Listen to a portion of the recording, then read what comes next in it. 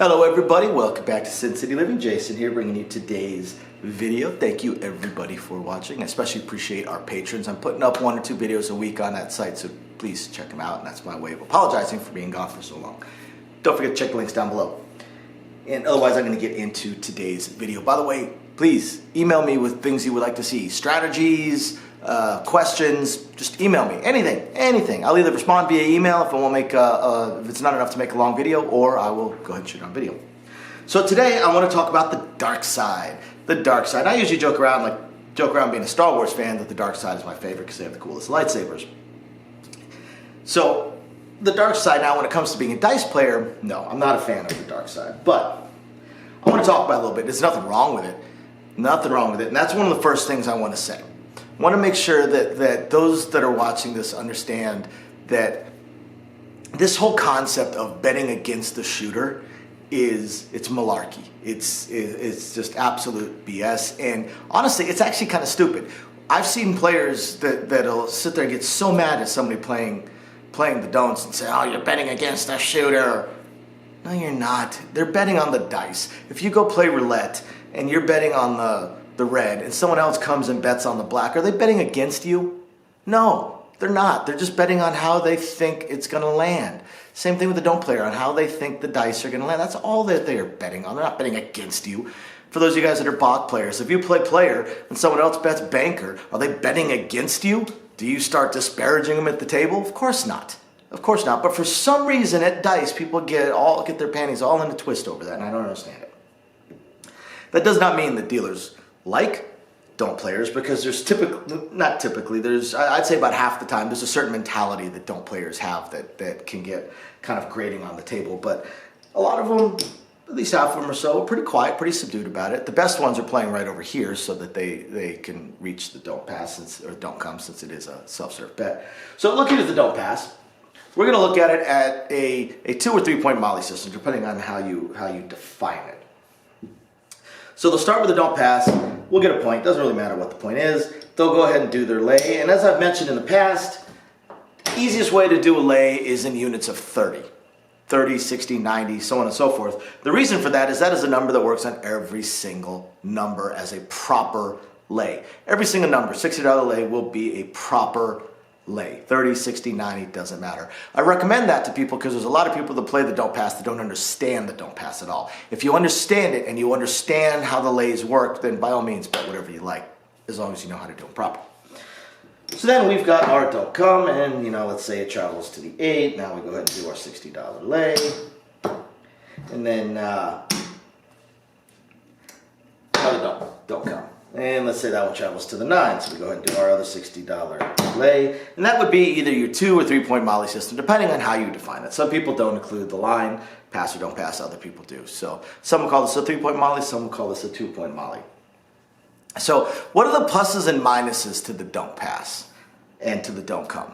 Well, you've got the obvious one of the fact that a 7 is the most common number on the dice. It is more common than anything else. That's why when we see don't come players and they always say no action on a 6 or 8, it just boggles our minds. Because yes, the 6 or 8 do have a higher chance of coming, but they still have less of a chance of coming than the 7. So it doesn't make sense to be betting on a 7 coming out and then not want to play and stay in the don't pass or the don't come, where you lose if a 7 rolls. So first thing with the don'ts is, again, obviously 7 is the most common thing, so you have pretty decent odds right there. The first problem lies with the don't come and the don't pass during a come out roll, because again, 7 is the most common number, and that can absolutely annihilate somebody. It's the come out roll that really hurts a don't player. Absolutely hurts them more than almost anything else, is the come out roll. The second spot that they get hurt is when they hit a hot shooter. When they run into that 20-minute roll, or even a 10 or 15-minute roll, could just absolutely annihilate a don't player.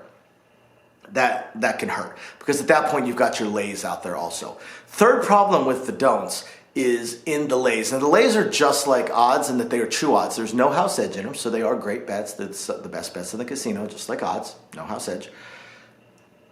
But with a lay, you're betting more to win less, because again, the odds are with you. The odds favor you.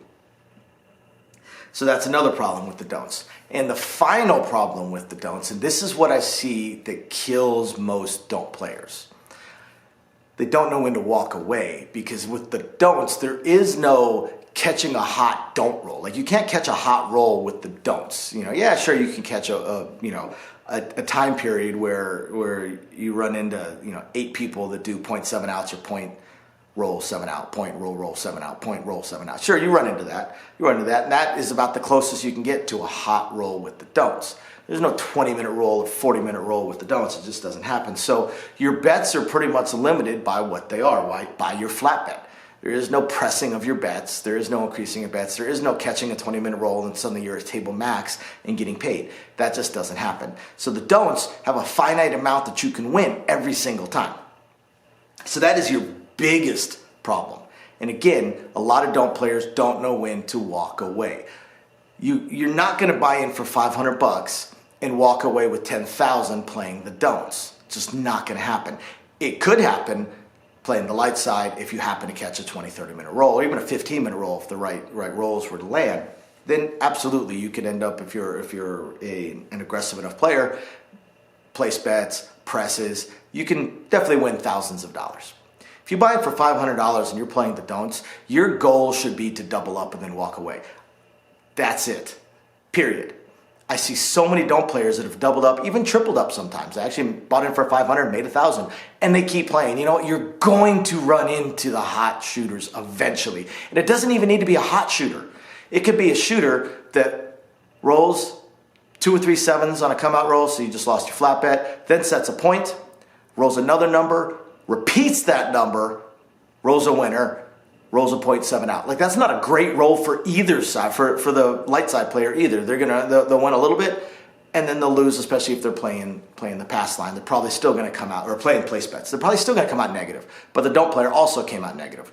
You're going to run into those rolls. You're going to lose. So take your winnings and go. Have a smaller win condition, and then go. Now, I'm going to compare the don'ts with another strategy or two, a regression strategy and probably a mid-press strategy, versus some actual rolls that I had. I'm not sure if I'm putting this on here on the Patreon, but I wrote down a bunch of rolls, a sequence of I think 5 or 6 shooters, and there was an okay roll in there as well, and I'm going to compare them and we're going to see how they all do. Thank you everybody for watching. Don't forget to email me anything you might have, and we will catch you next time. Bye now.